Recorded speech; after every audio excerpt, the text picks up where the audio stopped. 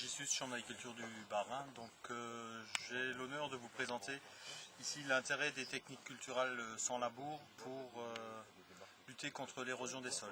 Alors ce sont des techniques qui sont aujourd'hui promues sur l'ensemble des bassins versants qui ont connu cette problématique de coulée d'eau boueuse et qui ont un certain nombre de techniques à adapter, notamment concernant la concentration des résidus organiques en surface. Donc l'enjeu est de conserver 50% des pailles sur l'horizon superficiel, de manière à créer des micro-barrages à la surface du sol et éviter des écoulements préférentiels.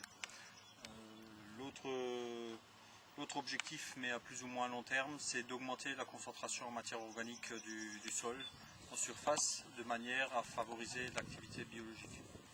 Alors on se retrouve ici devant ce type de profil avec une culture de blé qui a été implantée derrière un maïs grain suite à un itinéraire technique, donc passage d'un outil à dents et ensuite implantation du blé avec un semoir spécifique à disque.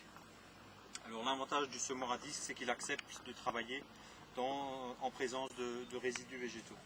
On observe sur ce profil donc un enracinement du blé très favorable sur l'horizon travaillé et ensuite une petite zone de compaction qui se situe entre moins 15 cm et moins 25 qui correspond à l'ancienne profondeur de travail de la charrue.